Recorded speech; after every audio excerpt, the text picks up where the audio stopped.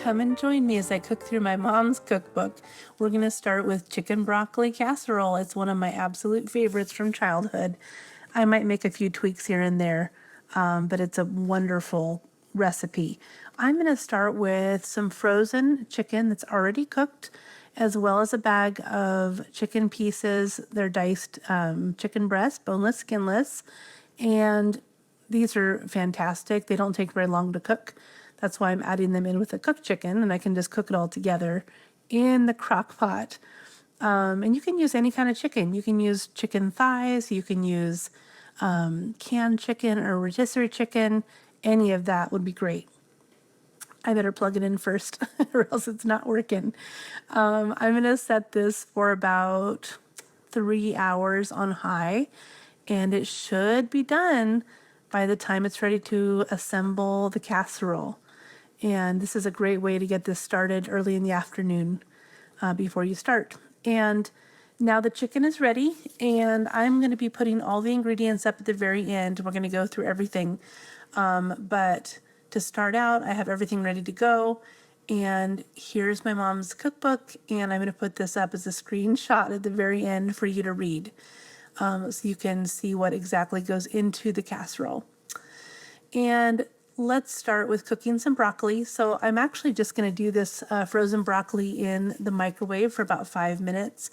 And this is a quick way to do it. I know some people don't like to microwave, or especially in plastic, but this is absolutely a very quick way to do it. So the next thing that we're going to do after we microwave that broccoli is I'm going to start assembling the casserole. First, I'm going to take some clean kitchen shears and I'm going to cut up the chicken so there's no huge chunks. It's going to be kind of like shredded chicken for this recipe. And it's just an easy way to do that. You can also use a hand mixer to shred the chicken. I don't know if you've ever seen those tricks. I'm going to spray a pan with some oil. You can use avocado. I'm going to take out my broccoli, and it's really hot, so I have to be kind of careful. I also added this little bit of broccoli that I had hiding in the back of the fridge that was ready to be used up. Chopped everything up and added it to my pan. And once that's spread in the bottom of the pan, I'm going to start adding my ingredients. We're going to start with some cream of chicken or cream of celery soup.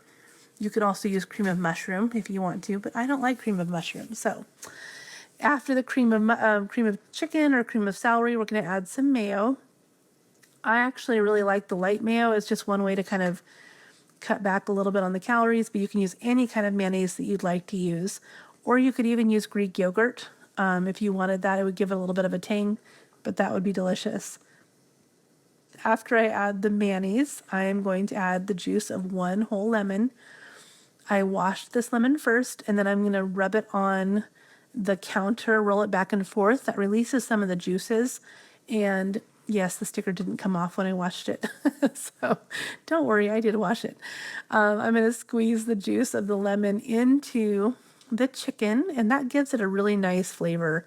Chicken and lemon go together really well. I'm also going to do some curry powder. The recipe says to do 1 teaspoon. I usually add more. So I did a heaping teaspoon, and I'm going to add a little more later.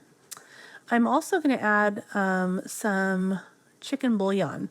So I won't be adding much salt to this recipe because chicken bouillon is pretty salty, as is the soup and the mayonnaise. So it won't need a lot of extra salt.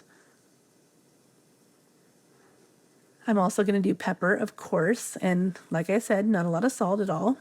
And I'm just going to mix it up and make sure that all the flavors are incorporated before I add it to the casserole dish.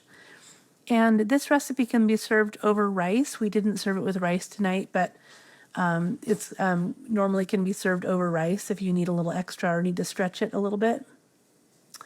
And we're just going to assemble the casserole and make sure that the chicken mixture is covering the broccoli.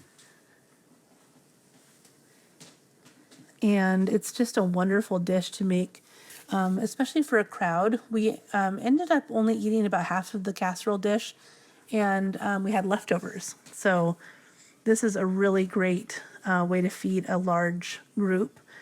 Or you can always have it and make a smaller batch if you want. I'm using pre-shredded cheese. It doesn't melt quite as well as if you shred the cheese yourself, but it definitely does the trick. Tonight was a quick and easy night. And after this, I'm going to do the breadcrumbs. So I'm using regular breadcrumbs. You can also use panko. I think panko might actually be better, but this is what I had tonight. And you can also drizzle butter over the top. I did not drizzle butter over the top, but it was fine. And it really just adds a nice little crunchiness to the top of the casserole. So I'm also going to add a little bit more cheese. We didn't do a ton of cheese. It's about a cup, maybe a cup and a half of cheese over the top. And you can also, if you want to, you can add the cheese into the casserole, which I did not do on this one. But that's a great way to do it as well.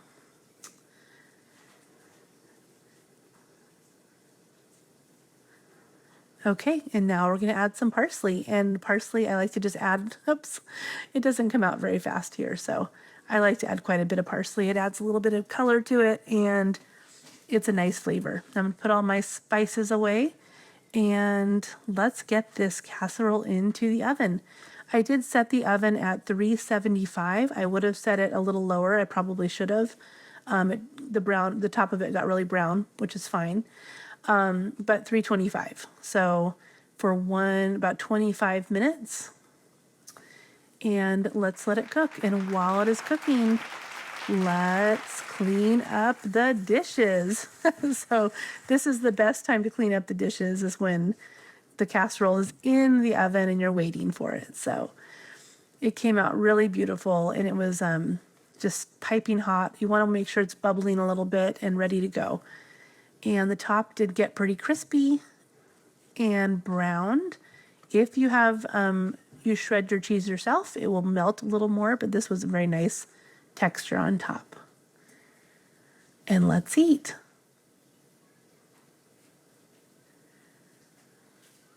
And this meal was so filling. Everybody really loved it, and had it for leftovers the next day. My teenager came back and had another serving of it later that evening, and everybody just really enjoyed this meal. It's always a favorite, especially on a cold night. We're in the middle of summer right now, but this is so good. It's just such a favorite.